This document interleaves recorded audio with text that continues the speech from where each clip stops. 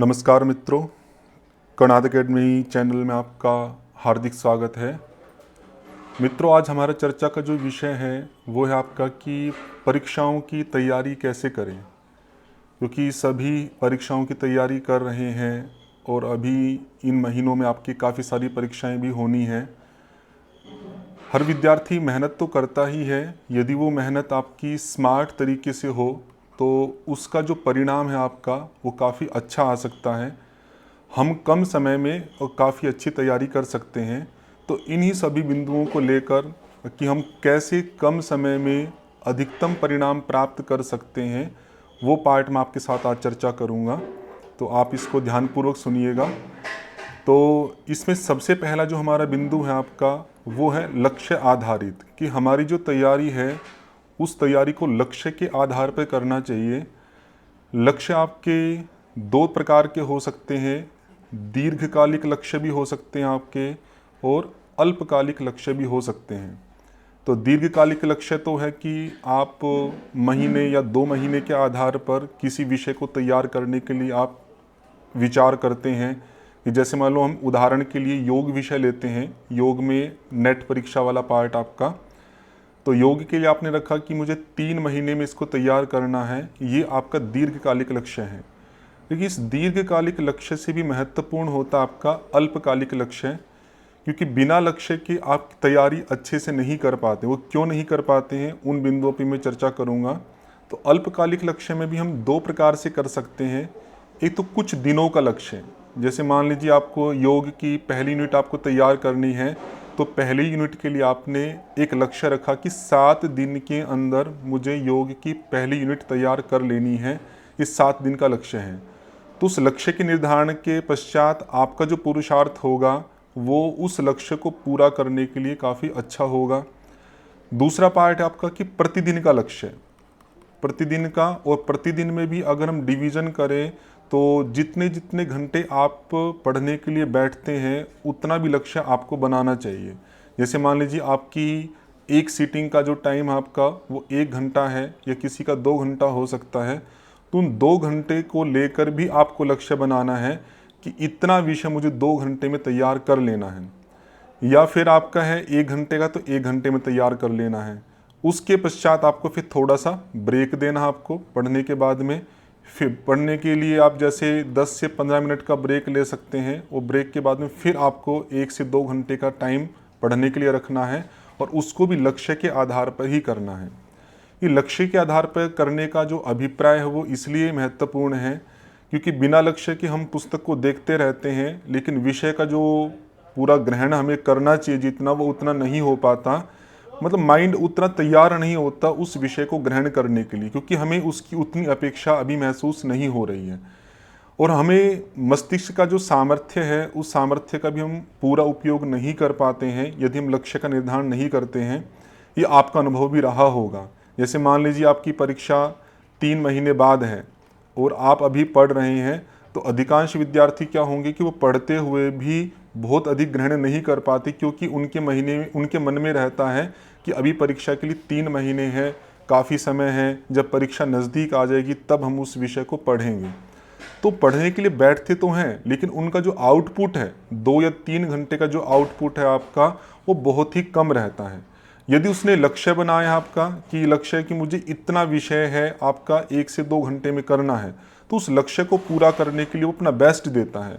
बस यही हमारी अपेक्षा है कि आप अपनी तैयारी को पैसिव मोड में ना करें कि ठीक है जैसा हो जाएगा वैसा कर लेंगे। आपको अपनी तैयारी करनी है वो एक्टिव मोड में करनी है कि मैं अधिक से अधिक उसमें ग्रहण कर सकूं, उतने समय में अधिक से अधिक मेरा परिणाम या आउटकम प्राप्त हो सके। ये लक्ष्य आपको उसके लिए बनाना चाहिए।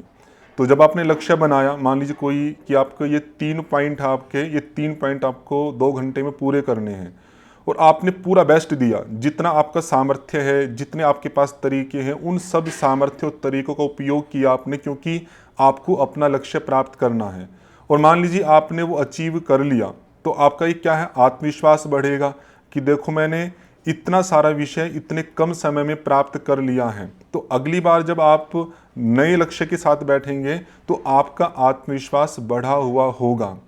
यदि मान लीजिए आपने प्राप्त नहीं किया, कि जैसे मान लीजिए 100% आपको विषय करना था और आपका 70% हो पाया, 30% की कमी रही, लेकिन आपको ये रहेगा कि मुझे अगली बार और मेहनत करनी है, तो अपने आप को एक्सीलरेट करना, आपको त्वरित करना है। त्वरित करने का अभिप्राय ये है कि यदि मान लीजिए आपने इन 2 घंटे में अपने लक्ष्य का 70% प्राप्त किया, तो इसके 2 कारण हो सकते हैं। पहला कारण तो ये हो सकता है कि आपने लक्ष्य बढ़ा रखा, आप उतने समय में उतना बड़ा लक्ष्य प्राप्त नहीं कर सकते थे, तो अगली बार अपने लक्ष्य को आप मॉडिफाई करोगे, थोड़ा सा कम रखोगे। दूसरा पार्ट ये हो सकता है कि आप अपना बेस्ट अभी नहीं दे पाए, आपको पता ही नहीं है कि आप कितना अच्छा अध्ययन कर सकते हैं, तो उसको और अच्छा बनाने के लिए आप अगली बार और एकाग्रता पूर्वक और तरीके आप अपनाएंगे, वो तरीके भी हम आगे चर्चा करेंगे। तो उन सब तरीकों के आधार पर आप क्या कोशिश करेंगे कि मुझे इतने ही समय में अब 80% करना है, इतने ही समय मुझे अब 90% करना है। तो अब देखेंगे कि विषय के ग्रहण के साथ साथ में आपका सामर्थ्य भी बढ़ता है। और टीचिंग का जो सबसे मुख्य उद्देश्य माना जाता है वो यही होता है कि आपके अंदर का सामर्थ्य बढ़े। आप बहुत ज़्यादा मेहनत करके यदि किसी परिणाम को प्राप्त कर रहे हैं, और एक पार्ट आपका ये है कि आप कम मेहनत में ज़्यादा प्राप्त कर रहे हैं, तो उसका मतलब क्या है कि आपने इस प्रकार से पढ़ा है कि जिससे आपका सामर्थ्य बढ़े। तो सामर्थ्य बढ़ने के लिए आपके अंदर उत्साह और लक्ष्य होना बहुत ज़रूरी है। यदि आपके अंदर लक्ष्य नहीं है तो कभी भी आप अपनी पोटेंसी का, सामर्थ्य का पूरा उपयोग कर ही नहीं पाएंगे। और वो पहली बार जो उपयोग होता वो कभी भी पूर्ण नहीं होता, वो निरंतर आपका बढ़ सकता है, क्योंकि आपकी एकाग्रता बढ़ेगी। जैसे जैसे आपके अंदर उत्साह बढ़ेगा, तो एकाग्रता के साथ साथ में आप तकनीक का भी उपयोग करोगे कि किस किस तकनीक के माध्यम से मैं और ज़्यादा, मैं अगर इस प्रकार से याद करता या इस प्रकार से पढ़ता तो मैं शायद ज़्यादा आउटकम प्राप्त कर सकता था। ये तरीके आप खुद ही निकालोगे। तो जब तक आप खुद से ही इन तरीकों का प्रयोग नहीं करोगे, नहीं निकालोगे, तो आपका आउटकम कम ही रहेगा। एक पार्ट ये हुआ। दूसरा, जब आप लक्ष्य के आधार पे करते हो तो आपके अंदर निरंतर उत्साह बना रहता है। पढ़ने में आपका ऐसा नहीं कि आपका मन नहीं कर रहा, वैसा नहीं, क्योंकि आपको पता है कि आपको 100% पहुंचना है, और हमेशा आपको लक्ष्य अपने सामर्थ्य से थोड़ा ज़्यादा ही रखना चाहिए। ज़्यादा रखेंगे तो वो ज़्यादा वाला जो पार्ट है जो आप अचीव नहीं कर पाए, थोड़ा बहुत जो बचता है, उसको अचीव करने के लिए अगली बार आप और ज़्यादा उत्साह से पढ़ेंगे। तो ये उत्साह आपका निरंतर सामर्थ्य बढ़ाएगा, और आपका जो विषय है वो विषय आपका बहुत जल्दी पूरा हो जाएगा। तो पहला पार्ट आपको लक्ष्य के आधार पर तैयारी करनी है। और उसमें भी क्या करना है आपको, जैसे मान लीजिए आज आपको पढ़ना है, तो आज आप सुबह उठते हैं, तो उठने के बाद में आपके मन में ऐसा नहीं होना चाहिए कि मैं क्या पढूं। पूर्व रात, पहली वाली जो रात्रि थी, उस रात्रि को सोते समय ही आपको आज का पूरा टाइम टेबल बना के रखना है कि कल मुझे ये विषय तैयार करना है। तो वो सारा विषय आपको पहले से ही आपका पार्ट में मन में बना हुआ होगा, और वो भी आपने डिवाइड किया होगा, सुबह ये करूँगा, दोपहर को ये करूँगा। तो वो सब आप उठते ही प्रारंभ कर देंगे। नहीं तो देखेंगे कि आप सोकर उठते हैं, उठने के बाद में ये डिसाइड करने में ही काफ़ी समय निकल जाता है कि मैं क्या पढूं, कब पढूं। तो वो आपका टाइम खराब ना हो, तो उसके लिए आवश्यक है कि आप अपना लक्ष्य पहले ही दिन बना के रखें, और अगले दिन का सुबह से लेकर शाम तक का पार्ट आप तैयार रखें कि ये चीज़ें मुझे पूरी करनी है। तो ये आपका पहला पार्ट है, लक्ष्य आधारित। इसमें और भी बहुत सारे पॉइंट्स हैं जिनकी व्याख्या की जा सकती है। तो जो भी पॉइंट आपको समझना है या कोई आपको अपनी पर्सनल दिक्कत लगती है, आप वीडियो में कमेंट में आप लिख सकते हैं। तो अगले वीडियो में हम उन पर चर्चा करेंगे कि उन कमियों को भी कैसे दूर किया जा सकता है। ये बहुत इंपॉर्टेंट पार्ट है, लक्ष्य आधारित आपकी पढ़ाई। तो जब पहले दिन आपने पढ़ा, फिर दूसरे दिन पढ़ा, तो तीसरे दिन पढ़ा, तो ऐसे 7 दिन के अंदर आपको प्रयास करना है कि वो पहली यूनिट आपकी पूरी हो जाए। तो निरंतर आपको अपना इवेल्युएशन भी उसके अंदर करते रहना है। तो ये आपका पहला पॉइंट हुआ। दूसरा है कि कोई भी हम तैयारी करते हैं, उस तैयारी के लिए आपको आवृत्ति की बहुत ज़रूरत होती है। कि कोई विषय आपने पहली बार पढ़ा, तो पहली बार पढ़ने के बाद ऐसा नहीं है कि वो एक बार पढ़ने से आपको याद हो जाए। तो उसको स्थिर बनाए रखने के लिए आपको पुनः पुनः आवृत्ति रखनी पड़ती है। बिना आवृत्ति के वो विषय आपको याद नहीं रहेगा। तो ये काफ़ी कमी विद्यार्थियों में देखने को मिलती है कि वो विषय पढ़ते तो रहते हैं लेकिन आवृत्ति नहीं करते हैं। तो हमें ये गलती नहीं करनी है। यदि हमें अपने विषय को बहुत अच्छे से तैयार करना है तो आपको आवृत्ति करनी पड़ेगी। तो आवृत्ति का अभिप्राय है अभी कि जैसे आज आप पढ़े, आज आपने 5 पॉइंट आपने तैयार किए, तो 5 पॉइंट को आपको जब कल पढ़ेंगे तो कल में पहले इन 5 की आवृत्ति आपको करनी है। और आवृत्ति भी मैं जो समझता हूँ अपनी दृष्टि से, जब भी कोई नया विषय आप पढ़ते हैं तो उस नए विषय की आवृत्ति आपको कई बार करनी चाहिए। जैसे मान लीजिए अभी सुबह आपने ये 5 पॉइंट तैयार किए, तो दोपहर को फिर इसकी आवृत्ति कीजिए, फिर शाम को सोते वक्त फिर आवृत्ति कीजिए, और अगले दिन जब उठते हैं आप तो सुबह फिर आवृत्ति कीजिए। तो इतनी आवृत्ति करने के बाद में उस विषय में आपने जो अपना पुरुषार्थ किया था वो पुरुषार्थ अगले दिन तक आपका सफल हो जाएगा। 90% पार्ट आपको बहुत अच्छे से याद हो चुका होगा। कमी क्या रहेगी कि जैसे आज हमने ये विषय याद किया, 2 या 3 दिन तक हम उसकी आवृत्ति नहीं करते हैं, हम नया नया ही विषय पढ़ते रहते हैं, तो आप देखेंगे 2 या 3 दिन बाद वो जो पुरुषार्थ हमने उसको याद करने में किया था वो आपका व्यर्थ होता हुआ प्रतीत होता है, क्योंकि 70-80% पार्ट हम उसका भूल चुके हैं। अब उसको दोबारा से याद करने में हमें फिर पुरुषार्थ करना पड़ेगा। तो हम एक ही विषय में बार बार पुरुषार्थ करते रहते हैं और हमारा समय इसी में ही व्यर्थ हो जाता है। हम कभी भी उस विषय को बहुत अच्छे से तैयार नहीं कर पाते। तो आपको बहुत ज़्यादा स्पीड की आवश्यकता नहीं है कि आप बहुत जल्दी आप सब विषय पढ़ लो। सब विषय पढ़ना महत्वपूर्ण नहीं है, लेकिन जितना पढ़ा वो मजबूत पढ़ा गया ये आपके लिए महत्वपूर्ण है। तो अब थोड़ा भी विषय हुआ है आपका, लेकिन धीरे धीरे करके आप देखेंगे कि कुछ दिनों बाद वो विषय आपको बहुत ज़्यादा हो जाता है और आप बहुत ज़्यादा पढ़ने की कोशिश करते हैं, तो आप 5-10 दिन बाद देखेंगे कि आपके हाथ में कुछ भी नहीं रहा। पढ़ तो आपने सारा लिया, लेकिन मस्तिष्क में स्थिरता किसी भी विषय की नहीं है, कन्फ्यूजन है, आपस में बना हुआ है, या आपको कम याद है, तो बहुत तरह की दिक्कतें उसमें बनी रहती है। तो वो आपको पार्ट नहीं करना है। तो जैसे 5 पॉइंट आपने याद किए तो उसको उस दिन में आप 2 या 3 बार आवृत्ति दें, अगले दिन सुबह उठ के फिर आवृत्ति दें। जब आपकी आवृत्ति हो जाए उसके बाद जो समय बचा है उसमें आपको नया विषय पढ़ना है। तो नया विषय पढ़ा आपने, फिर अगले दिन जो नया विषय पढ़ा है और पहले का जो विषय, दोनों ही विषय को फिर आवृत्ति दें। तो उसको आवृत्ति तब तक करनी है आपको, 5-6 दिन तक तो आप अवश्य ही करें, कि जब आपको ये लगे कि अगर 3-4 दिन तक भी इस विषय की आवृत्ति में नहीं करता हूँ तो मुझे वो बिल्कुल याद ही रहेगा, उसमें कोई दिक्कत नहीं आएगी, तो वो विषय आप उसको ड्रॉप करें। ड्रॉप भी किस तरह से कि उसको आप 3-4 दिन के गैप में रिवाइज करें, क्योंकि सारा का सारा विषय हम प्रतिदिन रिवाइज कर सकें ऐसा संभव ही नहीं है। क्योंकि जब थोड़ा विषय है तब तो हम कर सकते हैं, लेकिन जैसे जैसे विषय बढ़ता जाएगा तो प्रतिदिन रिवाइज करना वो प्रैक्टिकली संभव नहीं है। तो आपको क्या करना है कि नए विषय का तो वही पार्ट आपको कि कई बार रिवाइज करें।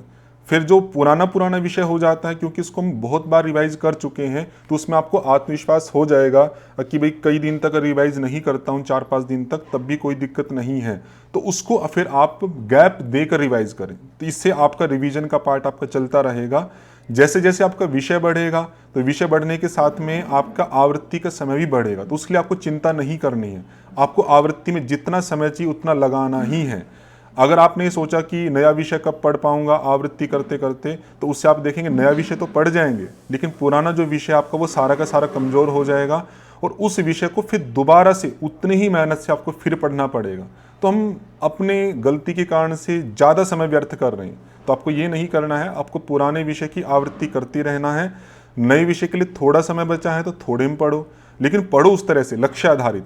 आपके पास थोड़ा समय है तो थोड़े समय में ही ज़्यादा से ज़्यादा परिणाम प्राप्त करने की कोशिश करें कि कैसे कैसे हम प्राप्त कर सकते हैं। तो उन तरीकों पे भी हम आगे चर्चा करेंगे कि कैसे कैसे आप तैयारी को मॉडिफाई कर सकते हैं। तो ये आवृत्ति आपको पार्ट ध्यान रखना है। दूसरा, आवृत्ति हम किस किस प्रकार से कर सकते हैं उसके भी कुछ पार्ट मैंने आपके लिए लिखे हैं। जैसे आप देख कर आवृत्ति कर सकते हैं, तो देख कर आवृत्ति करना नए विषय के लिए बहुत ज़रूरी होता है, क्योंकि याद करने में आपको पिक्चराइजेशन, चित्र भी बनने चाहिए। वो चित्र कब बनेगा, जिस नोट से या जिस बुक से आप उसको तैयार कर रहे हो उस बुक को आप बार बार देखें, देख कर रिवाइज करें। तो देख कर रिवाइज करने से उस पुस्तक का चित्र आपको बनेगा, उन शब्दों का चित्र बनेगा। वो चित्रात्मक रूप से जो स्मृति रहती है वो दृढ़ स्मृति होती है। नहीं तो हम क्या होता है कि फ्लो में याद करते हैं, फ्लो में याद किया हुआ पार्ट आप बहुत जल्दी भूल जाते हैं। तो थोड़ी समझ भी हो उस विषय के साथ में जहाँ पर अपेक्षित है, और जहाँ पे बिल्कुल शुद्ध याद ही रखना है तो उसको चित्र रूप से क्या कहाँ पर लिखा हुआ है, कैसे कैसे शब्द बने हुए हैं, कि जैसा आप आँखों से देख रहे हैं उस पेज को, लगभग वैसा ही पेज आपका आँख बंद करने के बाद भी दिखाई दे। तो ये आपकी स्मृति आपको बहुत लाभ करेगी। आप इसका प्रयोग कर सकते हैं, चित्रात्मक रूप से स्मृति का प्रयोग। तो नए विषय के लिए आपको देखकर करना है। फिर देखेंगे कि 2-3 दिन बाद आपको अब वो पिक्चर लगभग बनने लगा है, अब आपको उसको देखने की आवश्यकता नहीं है। तो उसके लिए क्या कर सकते हैं, आप सुनकर कर सकते हैं। जैसे कोई ग्रंथ आपने, जैसे पहली यूनिट थी योग की, आपने तैयार कर ली, देखकर आप रिवाइज भी कर रहे हैं, तो जो जो विषय आपको लगता है कि उसकी पिक्चर बन गई है, तो आप अपनी ध्वनि में, अपनी साउंड में उसको रिकॉर्ड करें और रिकॉर्ड कर कर उसको आप स्टोर करें। तो जब आप कोई फिजिकली वर्क कर रहे हैं या मान लीजिए आप बैठे ही हैं, आप आंखों से कुछ देखकर नहीं करना चाहते हैं, आप शांति से आंख बंद करके बैठें और अपनी ही ध्वनि में उस विषय को सुने। तो उसके सुनने से देखो, आंखों का रेस्ट तो आपका हो ही गया और साथ साथ में उस विषय की आपकी आवृत्ति भी हो गई। तो ये आपका सुनकर विषय है कि जो थोड़ा पुराना हो गया है उसके लिए आप अप्लाई कर सकते हैं। और भी कई चीज़ों में सुनने वाला पार्ट भी अप्लाई किया जा सकता है। जैसे संस्कृत के श्लोक हैं आपके, जो वो संस्कृत के विषय में हो या योग के विषय में हो, एक तो हम है कि उन श्लोकों को एक बार में पूरा याद करने की कोशिश करें, तो वो आपका श्रम साध्य है, उसमें काफ़ी समय लगेगा। उसमें एक पार्ट ये कर सकते हैं कि उन श्लोकों को आप रिकॉर्ड कर लें, जो जो भी आपके हैं, और रिकॉर्ड करके प्रतिदिन, जैसे हम यज्ञ का पाठ करते हैं तो प्रतिदिन हम ऑडियो चलाए उसका, और उस ऑडियो को सुनते रहें अपने काम के समय पे। तो उसको सुनते सुनते आप देखें 15-20 दिन बाद वो शब्द आपकी जिह्वा पे आने लगेंगे, अर्थात वो आपको याद हो जाएंगे। अतिरिक्त समय भी नहीं लगेगा और अतिरिक्त आपको कोई पुरुषार्थ भी करने की अपेक्षा नहीं रहेगी। ये सुनने वाला पार्ट है। तीसरा पार्ट उनके लिए है कि जो बहुत सारा फिजिकली वर्क रहता है, घर पे काम है, ऑफिस का काम है, या बहुत सारे काम हैं उनके, कि वो अलग से पढ़ाई के लिए काफ़ी समय नहीं दे पाते हैं और वो चाहते हैं कि हम अपने कार्यों में भी पढ़ने का उपयोग कर सके। तो उसके लिए कार्य करते हुए भी आवृत्ति की जा सकती है। वो आवृत्ति 2 प्रकार से आपकी हो सकती है। पहला पार्ट तो हो सकता है कि आप अपने कार्य करते हुए मन मन में ही उन चीज़ों को आप आवृत्त करें। जैसे पहली यूनिट आपने तैयार की, तो पहली यूनिट को आप काम करते हुए ही मन के स्तर पर उनको रिवाइज कर सकते हैं। रिवाइज में शुरू में थोड़ी दिक्कत हो सकती है आपको, लेकिन आप अभ्यास करेंगे, देखिए 3-4 दिन बाद आप उसके अंदर थोड़े थोड़े स्वाभाविक होने शुरू हो जाएंगे। दूसरा है कि वही सुनने वाला, कि आपने जो रिकॉर्डिंग की हुई है उन रिकॉर्डिंग को आप फिजिकली वर्क करते हुए सुन सकते हैं। आप कान में लीड लगा सकते हैं या उसको किसी टेप रिकॉर्डर में चला सकते हैं, जो भी आपको उचित लगे अपनी परिस्थिति के अनुसार। तो आप देखेंगे कि बहुत सारा जो रिवीजन का समय है वो आप अपने कार्य के बीच में ही निकाल सकते हैं। तो उस कार्य के अलावा जो आपके पास समय बचेगा, जिसमें आप फ्री होंगे बिल्कुल, वहाँ पर आप नया विषय पढ़ सकते हैं। क्योंकि बहुत सारे विद्यार्थी हैं जिनके पास पूरा समय नहीं होता या पढ़ने के लिए डेडिकेटेड नहीं है, तो उनको कुछ स्मार्ट तरीका अपनाना पड़ेगा। तो ये तरीका आपके लिए काफ़ी हेल्पफुल रहेगा। तो जो आपके पास फ्री समय है उसमें नया विषय पढ़ें। जब आपके पास कोई वर्क कर रही हैं, यात्रा कर रही हैं, तो उस समय लीड लगा के आप उन विषयों को जो आप याद कर चुके हैं उनको आप रिवाइज करने के लिए कार्य कर सकते हैं। तो ये पार्ट आपका आवृत्ति के रूप में किया जा सकता है। फिर आप जो विषय तैयार करते हैं उस विषय के लिए आप चार्ट का प्रयोग कर सकते हैं। चार्ट, तो चार्ट का अभिप्राय है कि जैसे मान लीजिए आपने फर्स्ट यूनिट है या कोई दर्शन है, मान लीजिए दर्शन आपने तैयार किया, सांख्य दर्शन है, वेदांत दर्शन है, वैशेषिक है, न्याय है, तो उन सब विषयों को मिक्स होने लगते हैं हमारे मन में। मतलब चार्ट की महत्ता मैं आपको बता रहा हूँ। मिक्स होने का अभिप्राय है कि जैसे बौद्ध और जैन का भी है कि स्यादवाद है, कभी हमें लगता है कि ये बौद्ध दर्शन में हो सकता है, कभी लगता है किसी और दर्शन में हो सकता है। ऐसे आपका सत्कार्यवाद है, असत्कार्यवाद है, ऐसे बहुत सारे विषय हैं जिनमें समानताएं हैं और वो मिक्सिंग है। तो उसके लिए क्या है कि आप उनके हेडिंग्स को लेके, जो मुख्य मुख्य पॉइंट हैं उन पॉइंट्स को लेके आप एक चार्ट बनाएं। तो उस चार्ट के बनने से आपको पता रहेगा कि जैसे मान लीजिए आपके 6 दर्शन हैं, तो एक बड़ा चार्ट लिया आपने और उस चार्ट में आपने 6 खाने आपने बना दिए। तो एक खाने में सांख्य वाला पार्ट ले लिया आपने, एक में आपने वेदांत वाला, फिर एक में मीमांसा आदि, जो जो भी आपके पार्ट हैं वो आपने उनमें लिख दिए। तो एक ही पेज पर सारे के सारे दर्शनों के मेन जो आपके हेडिंग्स थे वो आ गए।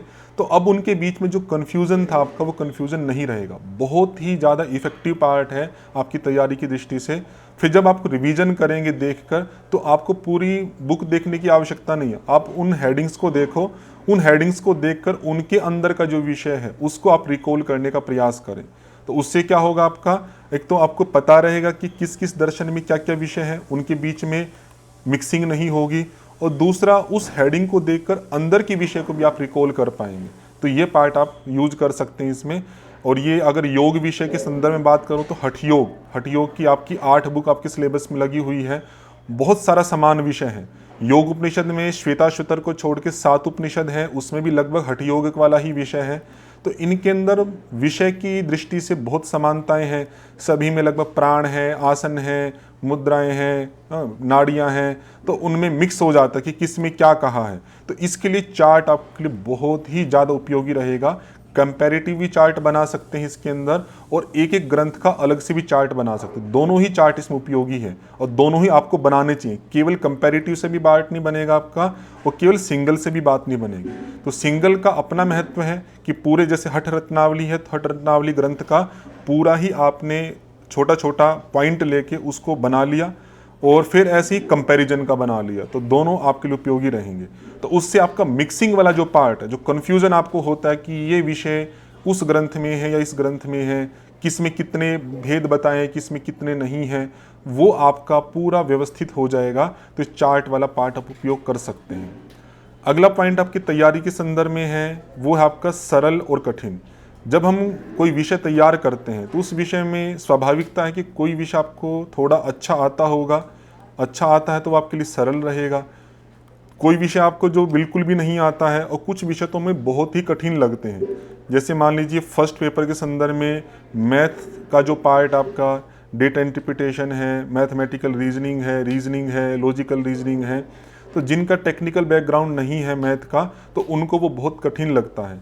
तो हमें ऐसे योग या संस्कृत के विषय में भी आप ले सकते हैं, सभी विषयों के संदर्भ में आप ले सकते हैं इस बात को। तो हमें क्या करना है, क्योंकि सभी व्यक्ति के अंदर उतना आत्मविश्वास नहीं होता कि वो हर चीज़ को एक ही प्रकार से डील कर सके। सरल को भी बहुत अच्छे से पढ़ सकते हैं, कठिन को भी बहुत अच्छे से पढ़ सकते हैं। अगर कोई व्यक्ति ऐसा कर सकता है तो उसको इस विभेद की आवश्यकता नहीं है। लेकिन जिनकी कॉन्फिडेंस में थोड़ी कमी रहती है, तो उनके लिए क्या है, वो पहले सरल विषय को तैयार करें। सरल विषय तैयार हो जाएगा। जैसे मान लीजिए आपका योग में 10 यूनिट है, तो 10 में से 4 यूनिट थी आपकी जो आपको सरल लगती थी, कुछ विषय आता था, कुछ नहीं आता था, लेकिन आपको लग रहा था कि मैं इसको तैयार कर सकता हूं, और वो 4 आपने तैयार कर ली। तो आपको क्या लगेगा, देखो 4 पार्ट तो आपके तैयार हो गए हैं। उसकी तैयारी होने के बाद में एक कॉन्फिडेंस आपके अंदर बनेगा, क्योंकि पढ़ने के लिए कॉन्फिडेंस बहुत ही महत्वपूर्ण पार्ट है। यदि आपके अंदर आत्मविश्वास नहीं है तो आपको छोटे से छोटा पार्ट भी बहुत पहाड़ जैसा लग सकता है। अगर आपके अंदर यह आत्मविश्वास है कि मैं कर सकता हूँ, कोई विषय ऐसा नहीं है संसार का कि जिसको मैं तैयार न कर सकूँ, बस एक पुरुषार्थ, एक मेहनत, एक समय की अधिकता बस लग सकती है, लेकिन ऐसा नहीं हो सकता कि मैं इस विषय को तैयार नहीं कर सकता।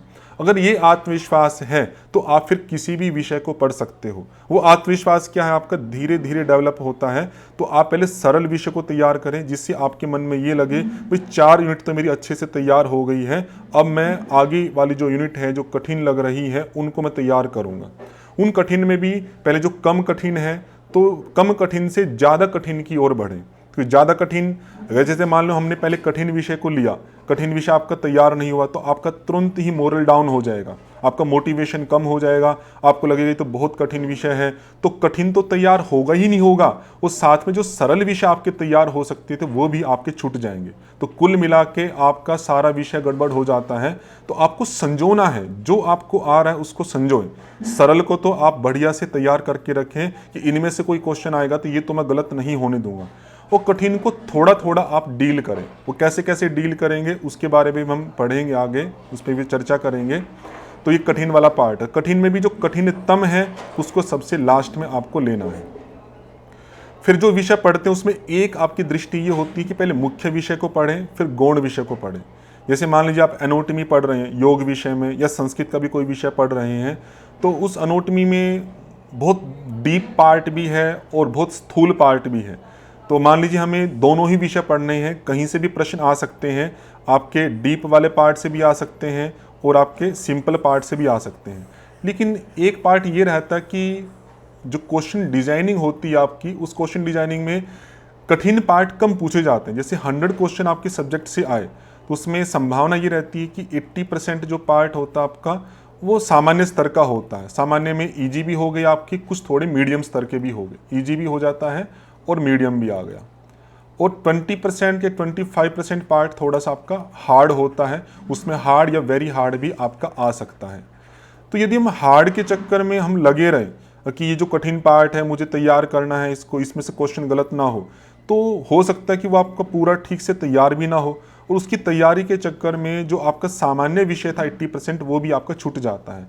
ये काफ़ी बड़ी गलती है जो विद्यार्थी तैयारी के संदर्भ में करते हैं।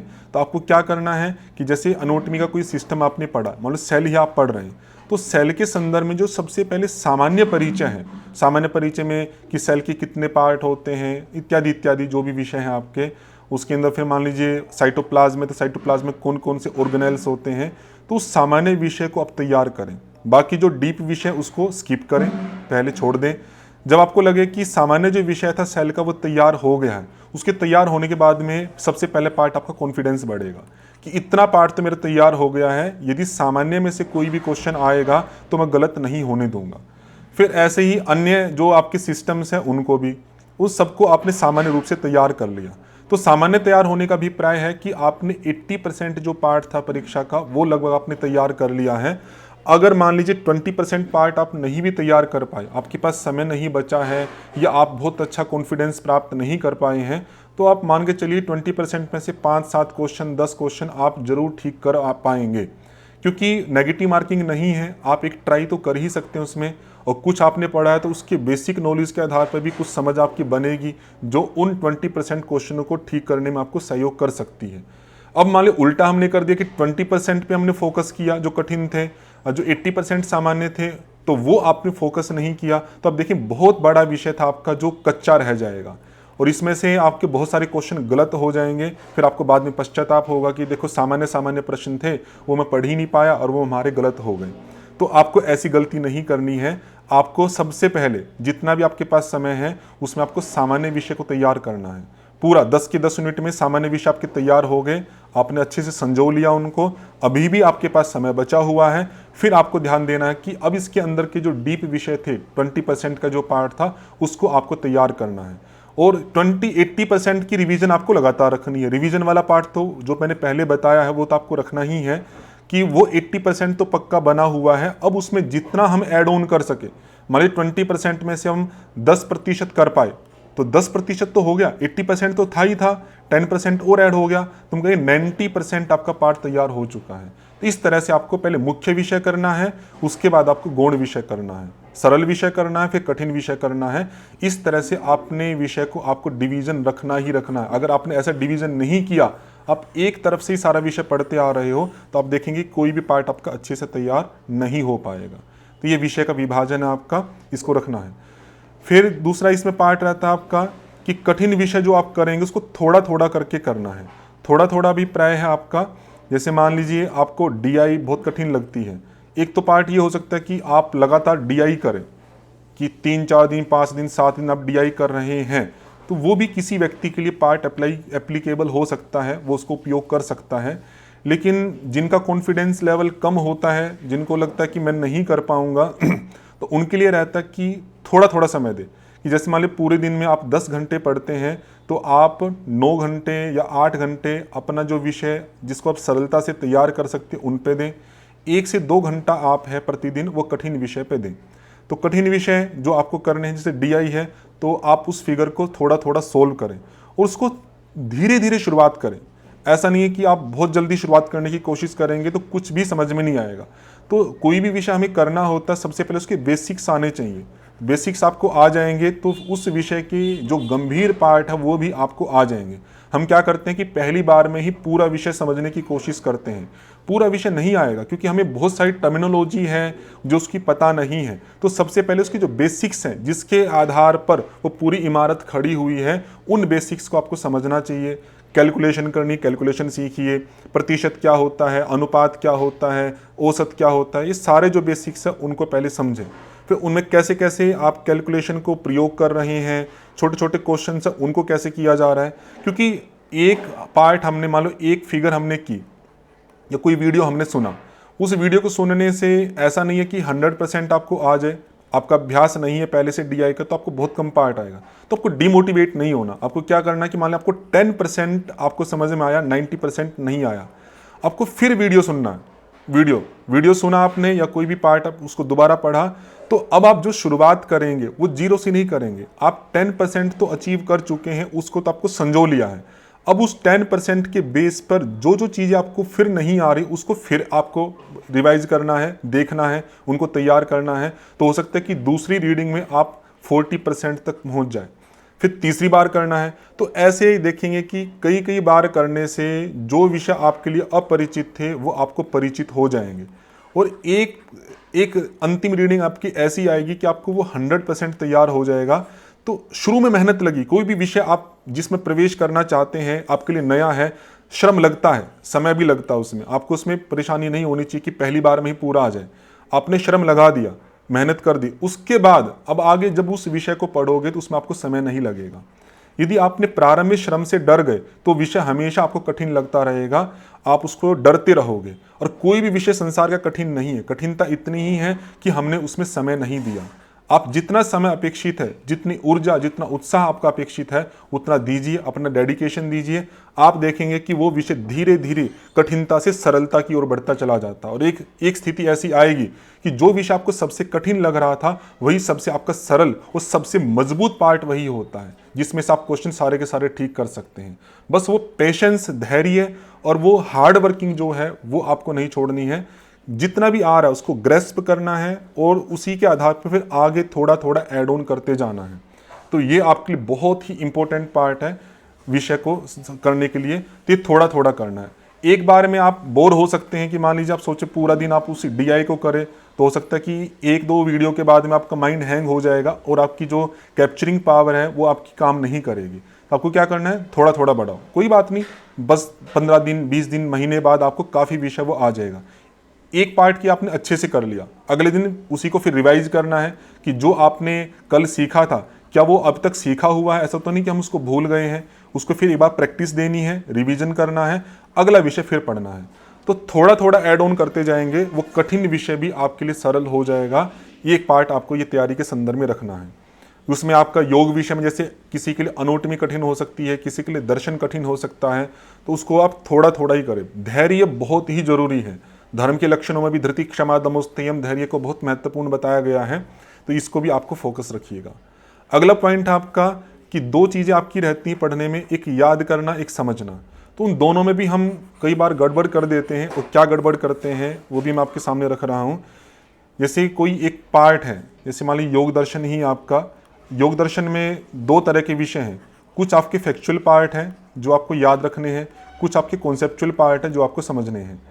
तो हम क्या करते हैं, सारा का सारा ही या तो याद करने की कोशिश करते हैं, कॉन्सेप्ट को भी याद कर रहे हैं, फैक्ट को भी याद कर रहे हैं। ये आपकी मेहनत का गलत प्रयोग है। जो समझने के विषय हैं उसको आपको समझना ही चाहिए। या तो मैं ये कहूँगा आपको, मेरा जो पार्ट है, मेरा जो झुकाव है वो कि सबसे पहले आप विषय को समझें। समझने में ही आपका देखेंगे बहुत सारे फैक्ट आपको याद हो जाते हैं, कि कोई भी समझना आपका शब्द से रहित नहीं होता। आप समझ रहे हैं, उसके बारे में चिंतन करें, चिंतन शब्द के आधार पर तो करेंगे और शब्द ही आपको याद रखने हैं। तो जब आप उसमें समझ बनाने की कोशिश करते हैं, पूर्वापर संबंध बनाने की कोशिश करते हैं, कारण कार्य संबंध बनाने की कोशिश करते हैं, आप देखते हैं कि उस स्थिति में बहुत सारा पार्ट आपको 70% या 60% आपको याद हो जाता है, और वो आपके लिए रुचिकर ढंग से याद होता है। उसमें आप बोरिंग नहीं होते। कि बहुत सारे व्यक्ति हैं जो याद करना पसंद नहीं करते, समझना पसंद करते हैं। तो उनके लिए बहुत ज़रूरी है कि किसी विषय को पढ़ने के बाद में उसको ठहर कर उस पर विचार करें, अपने शब्दों में उसको समझने का प्रयास करें। उस समझने में ही आपको 70% पार्ट याद हो जाएगा। उसके बाद उसको रिवीजन करते रहें, तो आप देखेंगे कि बहुत सारा विषय आपका 80%, 90% इसी समझने की दृष्टि से ही याद हो जाता है। कुछ पार्ट आपके विषय में ऐसे हो सकते हैं जिसमें समझने का कुछ होता ही नहीं है, वो सीधा आपको याद ही करना है। जैसे क्रम याद करना है आपको, या कोई पर्यायवाची है वे याद करने हैं। तो इस तरह की चीज़ों में आपको क्या है, फिर आपको याद करने पे ही फोकस करना है। जब हमारे माइंड में दो पार्ट है, समझने की एक क्षमता अलग है, याद करने की क्षमता अलग है, तो उस क्षमता का भरपूर उपयोग करना। जब आपको पता है कि ये 50 शब्द हैं जो आपको याद करने हैं, इसमें समझने का कुछ नहीं है, तो आपको टारगेट लेके बैठना है कि मुझे 1 घंटे में ये 50 के 50 शब्द याद कर लेने हैं। तो याद करने के लिए ही आपको फोकस करना है। हमारा माइंड क्या होता है, कभी हम समझ रहे होते हैं, कभी याद कर रहे होते हैं, इस तरह से दोनों पार्ट को साथ साथ चलाता है, तो वो किसी पर भी केंद्र नहीं कर पाता। तो आप जब भी कोई विषय पढ़ेंगे उस विषय में आपको ये दोनों डिवीजन रखने चाहिए। कॉन्सेप्ट वाला पार्ट है उसको आपको अलग रखना है, तो पहले आपको प्रेफरेंस देनी कॉन्सेप्ट पे ही कि जितना अधिक विषय आप समझ के तैयार कर सकते हैं उसको तो समझ के ही तैयार कर लें। उसके बाद जो कॉन्सेप्ट से बचा हुआ विषय है जिसमें समझ आपकी ज़्यादा काम नहीं कर सकती है उसको आप फैक्चुअल दृष्टि से लेना है, उसको फिर आपको याद करने की दृष्टि से ही पूरा फोकस करना है और उसको लक्ष्य बना के कि इतने समय में मुझे याद कर लेना है। इससे आपका क्या, कम समय में ज़्यादा विषय तैयार होगा। तो कॉन्सेप्ट पहले, उसके बाद आपको फैक्ट पे ध्यान रखना है। फिर याद करने में भी बहुत सारे तरीके हो सकते हैं, वो किसी अन्य वीडियो में हम चर्चा कर सकते हैं। तो दो पार्ट मैंने यहाँ पे रखे हैं। सबसे मुख्य आपका कहानी का प्रयोग। जैसे मान लीजिए 50 आपके शब्द हैं वो आपको याद करने हैं, तो उन 50 शब्दों को लेके कोई कहानी आप रुचिकर ढंग से अपने आधार पे बना सकते हैं। तो उस कहानी का रिवीजन करना भी सरल होता है, आपका चलते फिरते कभी भी रिवीजन कर सकते हैं और कहानी लंबे समय तक माइंड में बनी रहती है। शब्द तो आप भूल सकते हो लेकिन कहानी क्योंकि रुचिकर होती है आपकी, तो वो आपकी माइंड में काफ़ी लंबे समय तक बनी रहेगी। तो रिवीजन भी सरल होगा और उसकी स्टेबिलिटी, जो स्थिरता है माइंड में, वो भी काफ़ी अच्छी रहेगी। तो कहानी का प्रयोग कर सकते हैं, काफ़ी इफेक्टिव है, बहुत इफेक्टिव है। और दूसरा पार्ट है कि पहले की स्मृति का प्रयोग, कि आपकी स्मृति में पहले से जो शब्द हैं उन्हीं शब्दों के साथ मैच करके नए शब्दों को याद कर सकते हैं। क्योंकि जो शब्द हमारी स्मृति में है वो तो आप भूलेंगे नहीं, वो तो आपको याद रहेंगे। कोई नया शब्द आया आपका, जैसे माइटोकॉन्ड्रिया आपका एक शब्द आ गया, तो जिनको याद नहीं होता उनको बड़ा अजीब सा लगेगा। तो ऐसे ही आपका कि आपकी स्मृति में पहले से कोई शब्द है जो इसी से थोड़ा अंश मैच कर सकता है, तो वो शब्द आपने यहाँ पे जो लिया, जैसे किसी का नाम मिट्टू है तो मिट्टू से आपने इसको माइटो जोड़ लिया, तो वो एक हल्का संकेत भी आपको उस शब्द को रिकॉल कराने में सहयोग करेगा। क्यों, इसका महत्वपूर्ण पार्ट क्या है, क्योंकि आपके ऑब्जेक्टिव टाइप क्वेश्चन होते हैं, उसमें आपको लिखना नहीं है कि आपको पूरा माइटोकॉन्ड्रिया शब्द ही याद हो। आपको बस संकेतक बनाना है कि जब आपके 4 ऑप्शन में आपको माइटोकॉन्ड्रिया लिखा हुआ दिखाई देगा तो आपको तुरंत रिकॉल हो जाए तो मिट्टू वाला है। तो मिट्टू या कोई और भी शब्द, मुझे अभी यही याद आया तो मैंने ये बताया आपको, कोई और भी शब्द आप इसमें जोड़ सकते हैं, तो वो जोड़ के आपको तुरंत याद आ जाएगा ये तो उसी शब्द के बारे में चर्चा की जा रही है। तो आपको इस तरह से शब्दों को मैच करना है कि यदि ऑप्शन आए तो आपको पता लग जाए कि ये किसके संदर्भ में बात की जा रही है।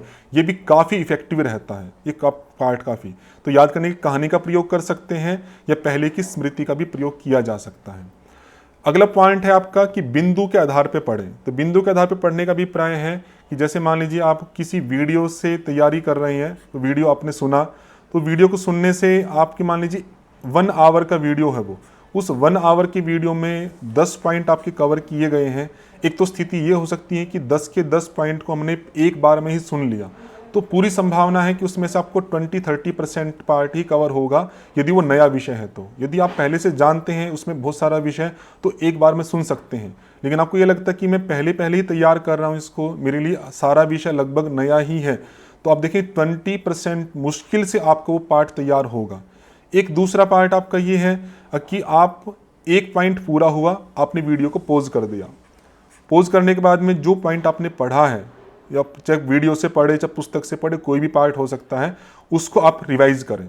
अच्छा ये विषय मैंने पढ़ा था, उसको अपने शब्दों में अपने माइंड में ढालने की कोशिश करें। तो वो आपके लिए क्या थोड़ा स्वाभाविक हो जाएगा। आपको लगा कि उसकी समझ भी और उसमें जो फैक्ट्स थे वो लगभग मेरे माइंड में बैठ गए हैं। फिर आप वीडियो को रिज्यूम करें, दूसरा पॉइंट पढ़ें। दूसरा पॉइंट आपने पढ़ लिया, फिर वीडियो को पॉज कर दें। पॉज करने के बाद में दूसरे पॉइंट को फिर जैसे पहले पॉइंट को अपने माइंड में बिठाया था वैसे दूसरे पॉइंट को भी माइंड में बिठाएं। अब एक काम और भी करना आपको कि दूसरे पॉइंट को करने के बाद में आपको पहला पॉइंट भी फिर रिवाइज करना है। ये पार्ट आपके लिए बहुत महत्वपूर्ण है। आप इसका प्रयोग करेंगे, थोड़ा पुरुषार्थ तो लगेगा, लेकिन देखेंगे आपका आउटपुट जो है वो मैक्सिमम होगा।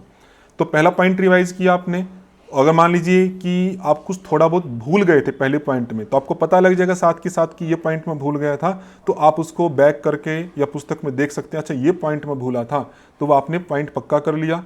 तो 2 पॉइंट आपके पक्के हो गए। फिर तीसरा पॉइंट आपने किया, फिर तीसरे करने के बाद में फिर तीसरा भी वैसे तैयार करना है और साथ के साथ पहले 2 भी रिवाइज करने हैं। तो यही क्रम आपको आगे तक फॉलो करना है। जब आप लास्ट 10वें पॉइंट तक पहुंचेंगे तो पहले 9 पॉइंट की आप बहुत बार आवृत्ति कर चुके होंगे, और मैं गारंटी से कहता हूं कि उसमें से आपको 80 to 90% पार्ट आपका बिल्कुल पक्का होगा। अब उस पार्ट को आप डेली रिवाइज करें। जो पहले पॉइंट हमने चर्चा की थी कि उसको आप रिवीजन करें 2 बार 3 बार दिन में, तो आप लगातार 4 दिन 5 दिन तक आप रिवीजन करेंगे तो विषय आपका काफ़ी पक्का हो जाएगा। फिर आप गैप देकर भी रिवीजन करेंगे तो आप उस विषय को नहीं भूलेंगे। हमारी गलती क्या होती है, हमने वीडियो तो सुन लिया पूरा, उस वीडियो में से हमें लगा कि सब हाँ आता है, हमें समझ में भी आ रहा है, सब कुछ है, लेकिन जो माइंड में शब्द का जो स्थिरता थी वो नहीं बन पाती है। 20-30% ही है जो हमारे माइंड में ध्यान रहता है। फिर हम अगला वीडियो सुनते हैं, फिर तीसरा वीडियो, तो हम 4-5 वीडियो सुन गए, विषय सब पढ़ा पढ़ा लगता है, लेकिन याद कुछ भी नहीं होता। हम कुछ भी ये नहीं बता सकते कि क्या विषय हमने पढ़ा है, उसमें क्या क्या फैक्ट थे। तो दोबारा जब तैयार करते हैं फिर भी उतना समय लगता है। तो हम बार बार सुनते रहते हैं, लेकिन स्थिरता किसी भी विषय में नहीं आती। बस यही हमारी कमी रहती है। और दूसरा पार्ट क्या है कि बार बार सुनने में फिर वो बोरिंग भी लगता है कि यार अभी तो सुना ही था, फिर दोबारा सुनना पड़ेगा। तो उसके कारण से भी व्यक्ति उसको स्किप करता है, या मत सुनो, ऐसे ही तैयार कर लेते हैं। तो वो सब आपकी हानि की ओर ले जाने वाला पार्ट है, तो आपको वो नहीं करना है। तो आपको क्या करना है, पहली बार सुनो, ऐसा सुन लो उसको कि अब अगली बार सुनने की आवश्यकता ना हो। उसमें जो भी आपको पॉइंट नोट करने हैं वो नोट कर लिए, जो समझना है समझ लिया, जो क्वेश्चंस बनते हैं क्वेश्चन लिख लिया आपने, उसको अलग से पूछ लिया। ये सारे पार्ट आपने एक बार में ही तैयार कर लिए। फिर उसको लगातार, उसको छोड़ना नहीं है बिल्कुल भी, उसको प्रतिदिन रिवाइज करना है। अगर नया पार्ट है तो एक दिन में 2 बार 3 बार रिवाइज करें, और जब आपको लग गया कि वो अच्छा पक्का हो गया तब आप उसको गैप देना है। अगर आपने छोड़ दिया सारी मेहनत आपकी बेकार हो जाएगी, वो फिर दोबारा से आपको उतनी मेहनत से तैयार करना पड़ेगा और कभी भी आपको पक्का तैयार नहीं हो पाएगा। तो इसलिए आपकी स्पीड स्लो होगी। 1 घंटे का वीडियो हो सकता है आपका 2 घंटे 2.5 घंटे में पूरा हो, लेकिन जो पूरा होगा तो आपको एक संतोष होगा कि मुझे लगभग 90% पार्ट इसका तैयार हो चुका है। तो आप जोड़ते हुए चलोगे। आप एक दिन में मान लीजिए आप 3 वीडियो ही तैयार कर पाए, 3 घंटे का मैटर ही पढ़ पाए तो कोई बात नहीं, लेकिन 3 आपके तैयार हैं। एक व्यक्ति है कि जो 10 घंटे का मैटर सुन चुका है लेकिन तैयार उसका 1 घंटे का भी नहीं है, तो यह हानिकर है। ये पार्ट आपको अप्लाई नहीं करना है। आपको क्या करना है, जितना पढ़ो मजबूत पढ़ो, ऐड ऑन करो। आप देखेंगे कि यही प्रक्रिया आपने 3-3 घंटे की तैयार करते करते, मान लीजिए आपने आज 3 किए, अगले दिन मान लीजिए आपने मैनेज करके 3 कर लिए, कम होता जाएगा, कोई बात नहीं। जैसे मान लो 10वें दिन पे पहुंचे तो हो सकता है कि आपके पास रिवीजन में काफ़ी टाइम लगा, आप 2 घंटे का तैयार कर पाए, कोई बात नहीं। लेकिन जितना आपने 9 दिन का पढ़ा है वो मैटर तो आपको पूरा तैयार है ना, उतना कॉन्फिडेंस तो आपका बना हुआ कि अब उसको मैं भूलूंगा नहीं। फिर आगे एक लाभ और रहेगा कि जब आप 10वें दिन तक पहुंचेंगे तो शुरू के 3 दिन तक का जो विषय था, 4 दिन तक का विषय था, वो आपका काफ़ी पक्का हो चुका होगा, क्योंकि उसकी रिवीजन बहुत बार हो चुकी है। तो उसमें आप स्किप करोगे रिवीजन में, तो आप देखेंगे कि रिवीजन का जो पार्ट जो आपका काफ़ी टाइम जा रहा था वो टाइम भी आपका धीरे धीरे कम होने लगेगा। अभी आप किसी पार्ट को रिवीजन करने में आप मान लीजिए 2 घंटे दे रहे थे, और जब अब उसकी स्पीड बढ़ती जाएगी तो आप लगेगा कि 10 मिनट में उस विषय को आप रिवाइज कर सकते हैं। 10 मिनट में जो विषय आपको इतना बड़ा लग रहा था, पहले आपका अनुभव होगा, जो सब्जेक्ट आपका तैयार नहीं था, आपको लगता था कितना बड़ा है, कितनी देर में पढ़ा जाता है, कितनी देर में रिवाइज करा जाता है, जब आपको पूरा तैयार हो जाता है आप निश्चित रूप से कह सकते हो कि छोटा सा विषय है, 10 मिनट में 5 मिनट में पूरी को रिवाइज कर सकता हूं। तो वो कॉन्फिडेंस चाहिए आपका। वो कब आएगा, जब लगातार आप रिवीजन देते रहेंगे। रिवीजन का कोई भी अल्टरनेटिव आपका नहीं है। तो जैसे जैसे आप आगे बढ़ेंगे, 30वें दिन तक बढ़ेंगे, तो शुरू के 10 दिन का 15 दिन का मैटर आपको बहुत पक्का हो जाएगा। वो आप मिनटों में आप रिवाइज कर पाएंगे उसको, और गैप देके भी रिवाइज कर पाएंगे, तो आपको कोई भी कठिनता नहीं होगी और आप अपने लक्ष्य पे पूरा आगे बढ़ते रहेंगे। मोस्ट इंपॉर्टेंट पार्ट आपके तैयारी के संदर्भ में ये आपको ध्यान रखना है। तो बिंदु के आधार पे बढ़ना है, अलग अलग बिंदु के आधार पे। एक बार में पूरा कभी भी पढ़ने की कोशिश ना करें, या जल्दबाजी में सिलेबस को पूरा करने की कोशिश ना करें। कुछ बच्चों की दिक्कत ये भी रहती है कि जिस विषय को पढ़ता है उस विषय पर उसका फोकस नहीं रहता, जिस विषय को नहीं पढ़ा है उसने, या जो नहीं पढ़ रहा है उसकी चिंता बनी रहती है। ये भी बहुत बड़ी हानि है विद्यार्थियों में जो मिलती है। जैसे मान लीजिए अभी आप फर्स्ट यूनिट तैयार करते हो, ठीक है, तो आपका पूरा केंद्र इस फर्स्ट यूनिट पे ही रहना चाहिए, पूरी ऊर्जा इसी पे लगनी चाहिए, मुझे इसको तैयार करना है। आपके मन में क्या चिंता बनी रहेगी, यार एनाटॉमी भी तैयार करनी है, मुझे हठयोग भी तैयार करना है, कैसे तैयार होगा। तो आपको पढ़ने में नहीं माइंड रहता, आपका माइंड कहाँ पे रहता है, जो विषय आपने नहीं पढ़ा है उनकी चिंताओं में आप अपनी ऊर्जा को वेस्ट कर रहे हो। उनका नंबर भी आएगा ना, धैर्य रखो। ऐसा तो नहीं है कि आप एक ही दिन में सारा विषय तैयार कर सको। आपको प्रेजेंट में जितना आप अच्छे से अच्छा कर सकते हो उस पर ध्यान देना है। जब आप इसको तैयार करते करते आप एनाटॉमी या हठयोग के विषय तक पहुंचेंगे या कोई भी विषय जो भी आपका सब्जेक्ट है, तो उतना पार्ट आपका तैयार होगा, फिर उसका भी नंबर आएगा। तो ये पार्ट आपको नहीं रखना है कि जो आप पढ़ रहे हो उस पर ध्यान नहीं जा रहा, बाकी जो विषय नहीं पढ़े उन पे आप चिंता करते रहते हो। तो संस्कृत में आती है आपकी उपस्थितम परित्यज्य अनुपस्थितम याचते, कि जो हमारे पास उपस्थित है, जो हमें तैयार करना है, उसको तो हम छोड़ देते हैं, जो हमारे पास उपस्थित नहीं है उसकी याचना करते रहते हैं कि वो कर जाए वो कर जाए। तो ये सब आपकी मूर्खता वाली चीज़ें हैं। जो आप तैयार कर रहे हैं उस पर ही आपको पूरा ध्यान देना चाहिए। जब हो जाए आपका ये पार्ट तैयार, फिर आप अगली यूनिट तैयार करें। इस तरह से क्रमशः आपको बढ़ना चाहिए, ऐसा आपको पार्ट काफ़ी इफेक्टिव रहेगा, ये ध्यान रखना है। फिर आपका आता है कि प्रश्न पत्र को हल करने का, कि जो जो पार्ट आप तैयार करते रहते हैं, जैसे 10 यूनिट है, कोई पार्ट आपने तैयार किया, फर्स्ट यूनिट आपने तैयार की, तो उसके संबंध में जो प्रश्न पत्र आपके पास उपलब्ध हो सकते हैं उनको सोल्व करें। क्योंकि तैयारी करना अलग है और पेपर में उसको अप्लाई करना अलग है, दोनों बिल्कुल अलग पार्ट है। कुछ व्यक्ति अपने देखे होंगे कि तैयारी बहुत अच्छी है लेकिन पेपर खराब हो गया, क्योंकि पेपर में क्वेश्चन को डील करना एक डिफरेंट ही एबिलिटी है, बिल्कुल डिफरेंट एबिलिटी है। उसमें कैसे कैसे उनको पढ़ना है, ध्यानपूर्वक पढ़ना है, ऑप्शन को ध्यानपूर्वक, वो सब पार्ट आपको अभ्यास से और आपकी सूक्ष्म दृष्टि से ही प्राप्त होगा। तो तैयारी करने के बाद भी आप ऐसा मत सोचिएगा कि मेरी तैयारी हो गई है तो मैं पेपर में बहुत अच्छा ही कर पाऊंगा। बहुत विरले ही व्यक्ति होते हैं ऐसे जो ऐसा कर पाते हैं, उनका कॉन्फिडेंस लेवल अलग ही होता है। लेकिन जिनका नहीं है तो उनको अपनी एबिलिटी को देखना चाहिए कि क्या मैं पेपर को ठीक से कर पा रहा हूँ, नहीं कर पा रहा हूँ, तो उनको निरंतर पेपर का अभ्यास करना चाहिए। तो कुछ क्वेश्चंस का दिया, जैसे मान लीजिए 50 क्वेश्चन का पेपर था, उसने दिया, उसके 30 क्वेश्चन ठीक हुए, जबकि उसको लग रहा था कि पूरी अच्छी से अच्छी तैयारी थी। अब उसकी तैयारी तो थी लेकिन उस तैयारी प्रश्न पत्र के हिसाब से नहीं थी, या तो कुछ कन्फ्यूजन था, कन्फ्यूजन के कारण क्वेश्चन गलत हो सकते हैं, तो ये कन्फ्यूजन दूर करना है। तो आपको पता लगेगा कि मेरी तैयारी के कारण ये कमी थी, जो तैयारी में उसके कारण से क्वेश्चन गलत हुए हैं, या मुझे क्वेश्चन को डील करना नहीं आता। यदि तैयारी में कमी है तो आपको पता लगेगा कि कहाँ कहाँ पे कमी है, आप उस तैयारी को ठीक करेंगे, पहला पार्ट वो मजबूत होगा आपका। दूसरा, यदि क्वेश्चन को डील करना नहीं आता, तैयारी सब बढ़िया थी, तो वो आप करेंगे कि ठीक से नहीं पढ़ा या आपने ऑप्शन चूज सही नहीं किया। जो भी कमियां हैं वो कमियां हम किसी अलग पार्ट में चर्चा कर पाएंगे, तो उन कमियों को भी आपको धीरे धीरे दूर करना है। तो जब भी आप प्रश्न पत्र करते हैं, उस प्रश्न पत्र के बाद में आपको अपना मूल्यांकन करना है कि क्या कमियां की। प्रश्न पत्र का अभिप्राय ये नहीं कि आपने दिया प्रश्न पत्र, आपके मार्क्स देखे और बस छोड़ दिया, कभी भी उसका कोई खास लाभ नहीं होगा। प्रश्न पत्र के पश्चात तुरंत आपको मूल्यांकन करना चाहिए कि क्वेश्चन जो मान लीजिए आपके 100 क्वेश्चन थे, 100 में से आपके 90 ठीक हो गए, तो 90 ठीक होने के बाद भी आपको ये नहीं करना कि मैं तो बहुत अच्छी तैयारी है। आपको ये देखना है कि 90 में से कितने पार्ट थे आपको जो बिल्कुल सही आते थे, क्योंकि 90 में बहुत सारे क्वेश्चन आपके तुक्के वाले भी हो सकते हैं।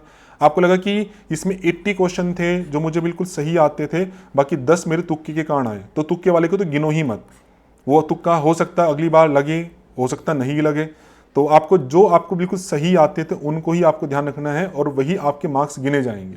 तो जो तुक्के लगे हैं उनको फिर आपको दोबारा से ठीक करना है, या जो गलत हो गए हैं उनको भी मूल्यांकित करना है कि क्यों गलत हुए हैं।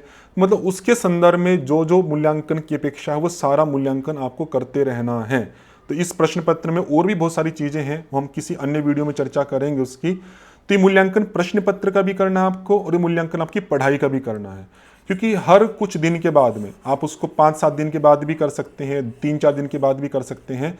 आपको अपनी तैयारी का मूल्यांकन करना है कि कितना पार्ट है जो मुझे अच्छा तैयार हो गया है, अच्छा है कितना, और कितना पार्ट मेरा जो कमज़ोर है।